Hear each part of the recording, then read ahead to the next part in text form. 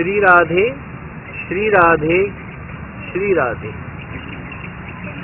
ओम श्री सद्गुरुदेवाय नमः। श्री राधा कृष्णाभ्याम नमः। ओम नमो भगवते रासमंडलेशाय स्वाहा। ओम तत्सत् ब्रह्मणे नमः। अखंड मंडलाकारं व्याप्तं येन चराचरं तत्पदं दर्शितं येन तस्मै श्री गुरुवे नमः। अज्ञानतिमिरान्धस्य ज्ञानाञ्जनशलाकया चक्षुरुन्मीलितं येन तस्मै श्री गुरुवे नमः। गुरुर्ब्रह्मा गुरुर्विष्णु गुरुर्देवो महेश्वर गुरु साक्षात् परब्रह्म तस्मै श्री गुरुवे नमः। वंशी विभूषित करान्नव नीरदाभात पीतांबरादरुण बिंब फलाधरोष्ठात् पूर्णेन्दु सुंदर मुखादरविंद नेत्रात् कृष्णात् परम किमपि तत्त्वमहं न जाने। वसुदेव सुतं देवं कंस चाणूरमर्दनं देवकी परमानंदं कृष्णं वंदे जगद्गुरुम्। त्वमेव माता च पिता त्वमेव बन्धुश्च सखा त्वमेव सेव्यश्च गुरुस्त्वमेव त्वमेव सर्वं मम देव। मन्मना भव मद्भक्तो मद्याजी मां नमस्कुरु मामे वैश्यसि सत्यं ते प्रतिजाने प्रियोऽसि मे।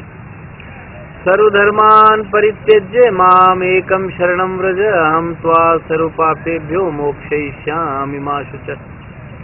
बहूनां जन्मनामन्ते ज्ञानवान् मां प्रपद्यते वासुदेवः सर्वमिति समात्मा सुदुर्लभः। यो मां पश्यति सर्वत्र सर्वं च मयि पश्यति तस्याहं न प्रणश्यामि स च मे न प्रणश्यति। मत्कर्म कृन् मत्परमो मद्भक्तः संगवर्जितः निर्वैरः सर्वभूतेषु यः स मामेति पाण्डव।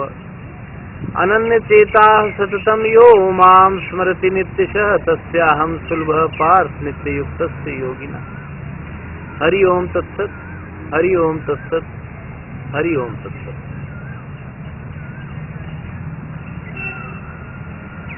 आज 54वां वक्तव्य है। आज का विषय है ऋणानुबंध।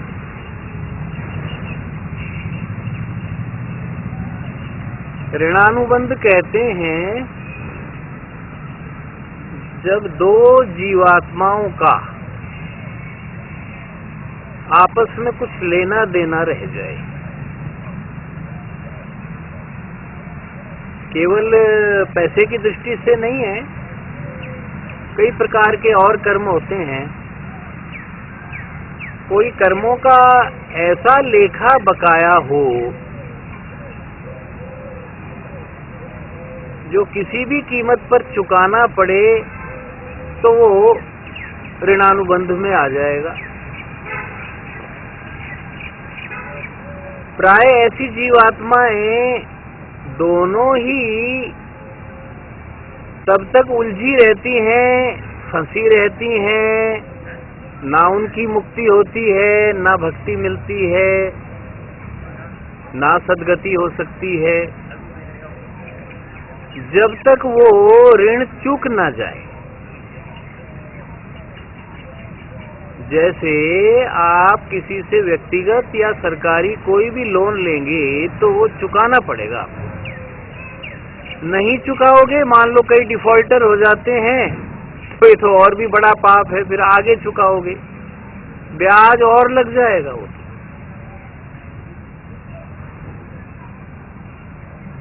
तो इस प्रकार का ऋणानुबंध कई बार साधक को बहुत परेशान करता है।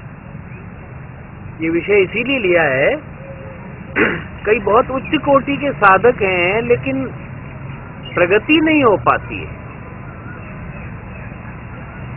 क्योंकि लगभग परिवार में ही, कुटुंब में या उसके निकट सर्किल में मित्र हो सकते हैं, रिश्तेदार हो सकते हैं, ऐसे व्यक्ति हो सकते हैं, एक भी हो सकते हैं, ज्यादा भी हो सकते हैं,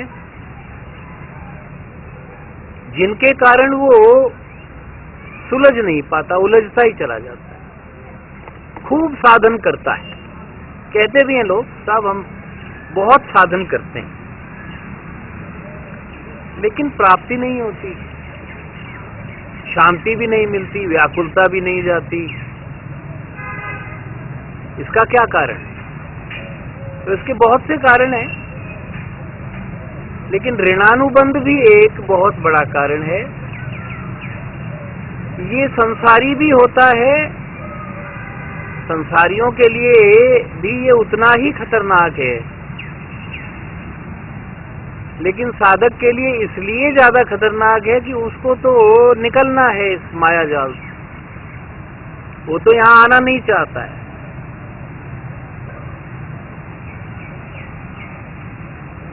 तो इसी के संदर्भ में एक बड़ा प्रेरक प्रसंग है तो संसारी, लेकिन उससे हम बहुत कुछ सीख सकते हैं। लगभग 100-150 साल पुरानी बात है, और ये प्रसंग सुनाया जाता रहा है, तो ये सच्चा प्रसंग है। उत्तर भारत का कोई स्थान था,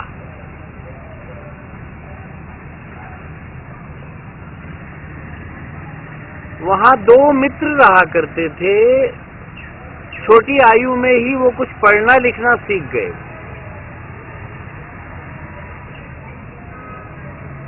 13-14 वर्ष की आयु थी, तो उस समय लिखना पढ़ना कम लोगों को आता था, तो लिख पढ़ भी गए और गणित वगैरह भी सीख लिया। कोई विद्वान हुआ करते थे जो गांव में भी सिखा देते थे। तो उनको गणित की विद्या आ गई। अब उन्होंने सुना था कि बंबई में रुई की बहुत बड़ी मंडी है, और वहां हमारे क्षेत्र से भी लोग गए हुए हैं, तो कोई ना कोई हमें नौकरी दे देगा।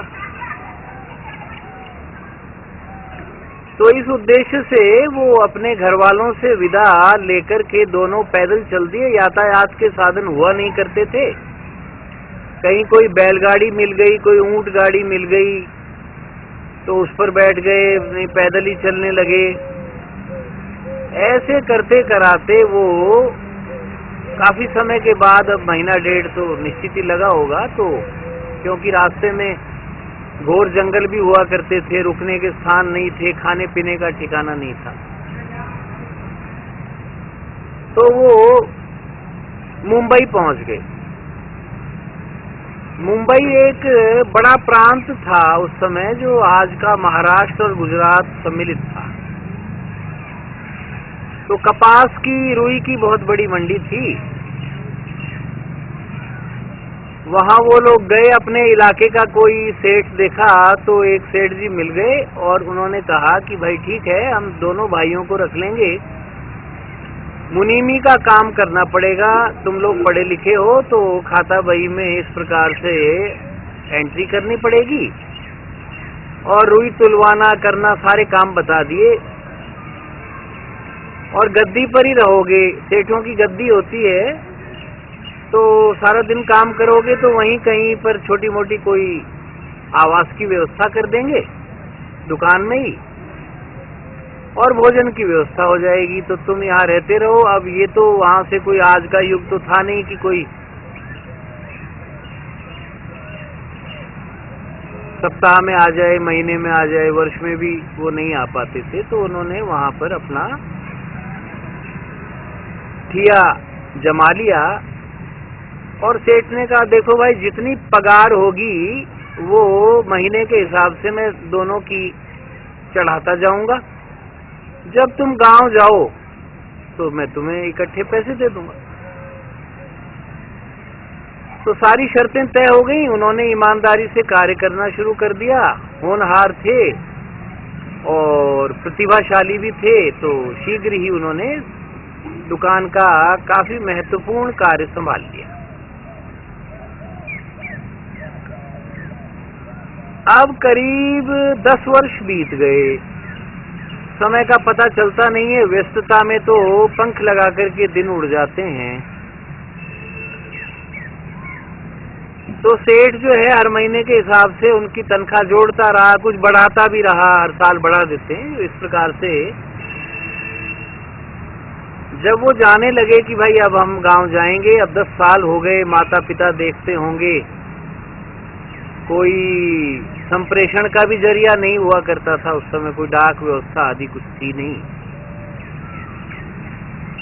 तो उन्होंने कहा भाई जाएंगे और फिर देख लेंगे अगर आने का होगा। तो सेठ जी ने कहा ठीक है, आप अपने पैसे ले जाओ। 50-50 हजार रुपया उनका करीब बन गया। तो उन दोनों को पकड़ा दिए, भाई ये 50-50 हजार रुपया आपका है, आप ले जाइए। तो अब बहुत ही संभाल कर ले जाते थे, क्योंकि रास्ते में चोर डाकू लुटेरे सबकी संभावना रहती है। पैदल का चलना था, रात होते ही कहीं सराय में रुक जाते, कोई धर्मशाला मिल जाती, किसी के निवास पर रुक जाते। इस प्रकार से यात्रा चल रही थी। तो एक सराय में दो में से एक मित्र के मन में कपट आ गया। अब ये कपट का कीड़ा कुछ भी पता नहीं है कब मस्तिष्क में आ जाए और पाप को जन्म दे। अपराध सारे इस कीड़े से ही होते हैं। और सद्बुद्धि आने में तो बहुत समय लगता है, बड़ी कृपा चाहिए, हर एक को होती नहीं है। तो 50 हजार उस जमाने में बहुत बड़ी रकम थी। लगभग ये समझिए कि कोई जागीरदार ही इतने पैसे सोच सकता था, ऐसा देखा नहीं था। तो एक मित्र के मन में कपट आया कि अगर ये 1 लाख मुझे मिल जाए तब तो वारे न्यारे हो जाएंगे, मैं तो एक छोटा मोटा कोई राजा टाइप ही हो जाऊंगा इतने पैसे, दूर दूर तक मेरी ख्याति हो जाएगी। बस वो कपट आया तो विचार बढ़ते गए, मन जिस ओर लगता है उस ओर बढ़ता चला जाता है। और अब वो अपनी भावनाओं पर काबू पाने की भी चेष्टा की, लेकिन भावनाएं जो हैं वो संभली नहीं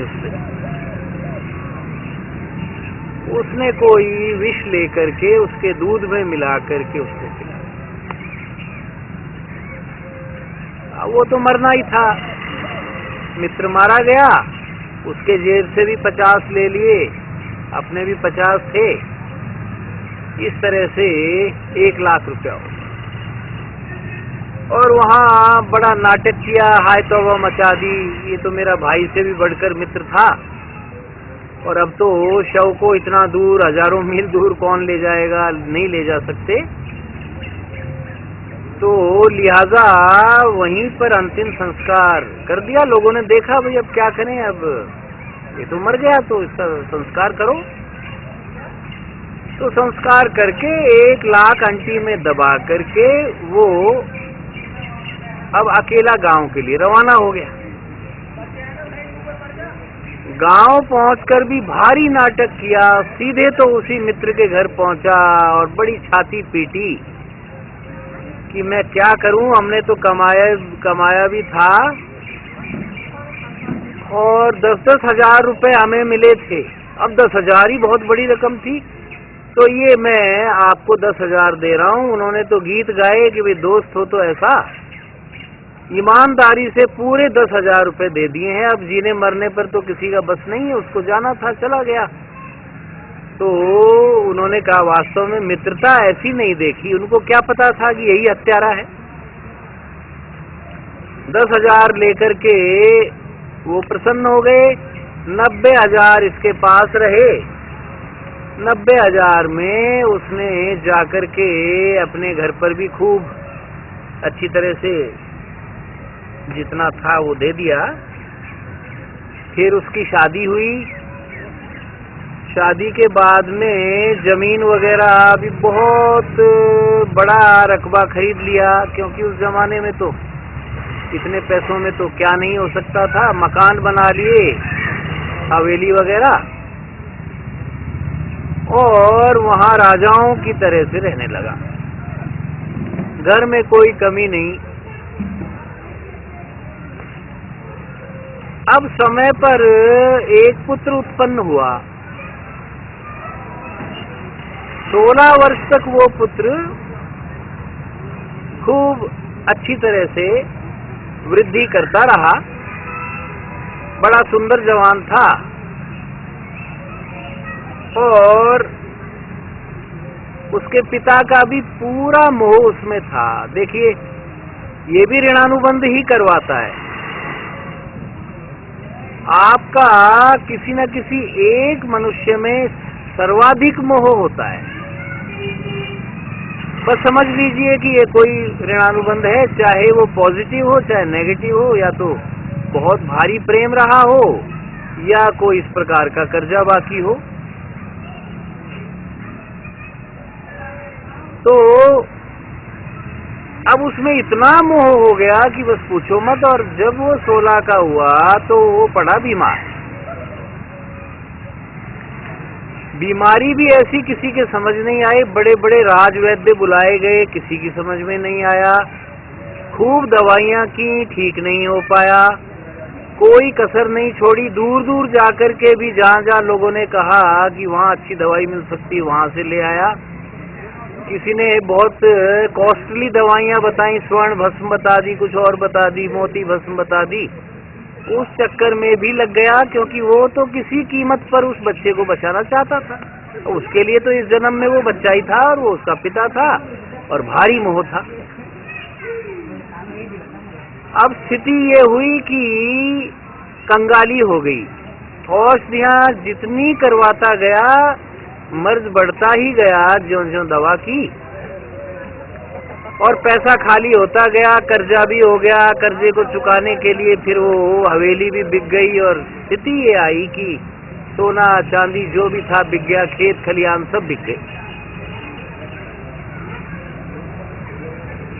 वो भी तुल गया कि नहीं, इसको ठीक करके ही मानूंगा, क्योंकि पिता हूं। लौकिक रूप से बात सत्य थी। अब हरेक को आगे पीछे का थोड़ी दिखाई देता है। सारे त्रिकालदर्शी हो जाएं तो सृष्टि नहीं चले, ये तो कोई किसी को पाले ही नहीं। तो स्थिति ये आई कि बिल्कुल कंगाली और कर्जदारी पहुंच गई। अब वो अंतिम स्थिति में आ गया कि भाई कभी भी मृत्यु हो सकती है। तो एक दिन वो उसकी शैया पर बैठा था बाप, तो लड़का उसकी तरफ देख करके मुस्कुराया। उसने कहा ये तो मरणासन्न है, मुस्कुरा कैसे रहा है। तब उस लड़के ने कहा कि देख ले, वही हूं जिसे दूध में मिला करके मारा था और सारा कर्जा पूरा करवा लिया है। अब जिंदगी में इस प्रकार का कार्य मत करना। और लुढ़क गया। अब तो वो वैरागी हो गया, घर छोड़ दिया और जगह जगह यही कहता फिरा कि भाई कोई किसी का पैसा मत खा जाना, कोई गलत कर्म मत कर लेना, बहुत बुरा भुगतोगे। तो ये ऋणानुबंध है। उसने तो अपनी जान में उस मित्र को खत्म कर दिया, पैसा हड़प लिया, लेकिन भगवान तो फल दिए बिना छोड़ता नहीं है। नियति का चक्र है और ये बड़ा कठोर इसीलिए प्रतीत होता है कि हम क्या करके आए हैं ये हमें ही मालूम नहीं। हम तो इस जन्म का ही भूल जाते हैं, तो पिछलों का क्या ध्यान रहेगा। अतएव हम साधकों के लिए ये निष्कर्ष है कि कर्म बहुत ज्यादा सोच समझकर करें, जिससे आगे का कोई ऋणानुबंध नहीं हो जाए। मनसा वाचा कर्मणा किसी तरह का अपराध नहीं बने, कोई पाप नहीं करें। पिछला कर दिया वो तो भुगतना पड़ेगा, और वो तो पूरा ऋण चुक करके ही वो जीवात्मा छोड़ेगी।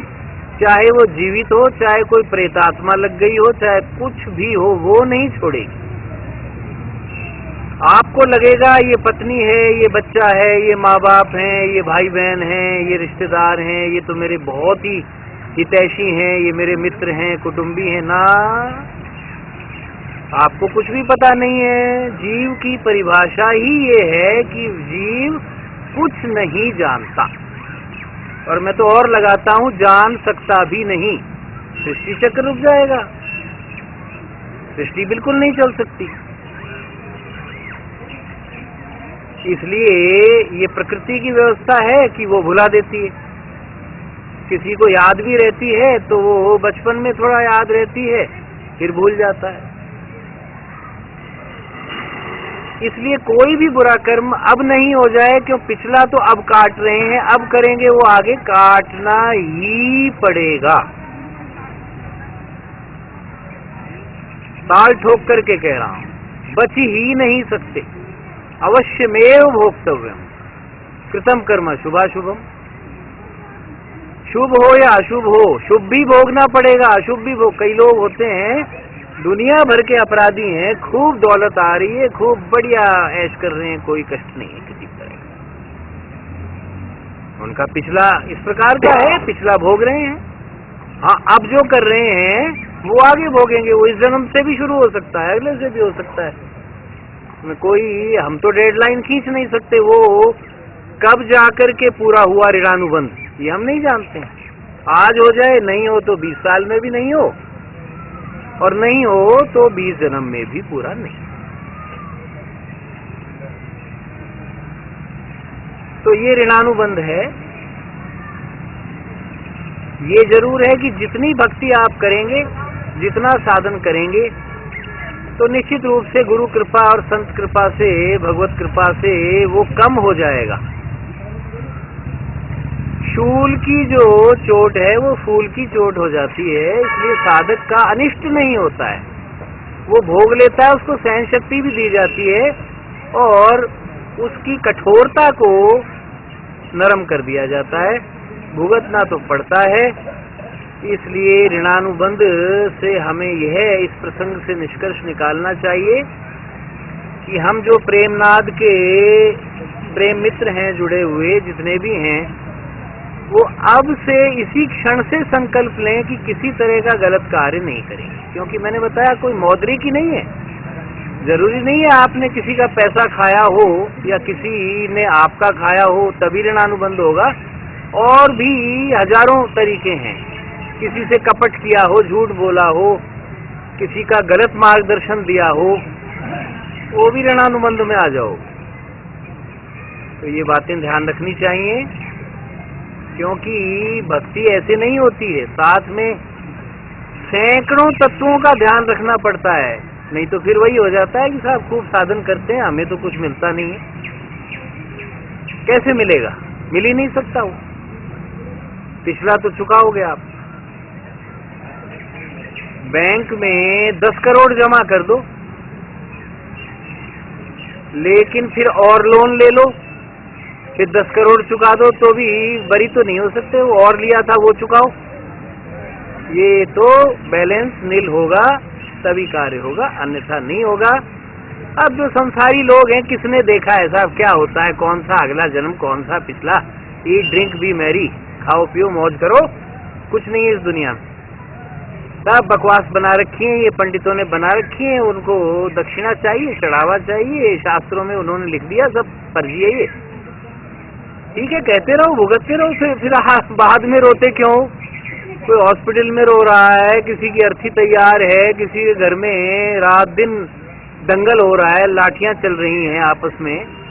ठीक है, तो भगवान की लीला है, या आप तो अपनी लीला मान रहे हो, भगवान होता ही नहीं है कुछ। तो ठीक है, भुगतते रहो, मरते रहो, फिर पैदा हो जाओ, फिर भुगतो। ऋणानुबंध तो बंद नहीं होगा, वो तो भोगना ही पड़ेगा। इन शब्दों के साथ में आज का वक्तव्य संपूर्ण समझा जाता है। ओम सर्वे भवन्तु सुखिनः, सर्वे सन्तु निरामयाः, सर्वे भद्राणि पश्यन्तु, मा कश्चित् दुःखभाग् भवेत्। ओम शांति शांति शांति। श्री राधे श्री राधे श्री राधे।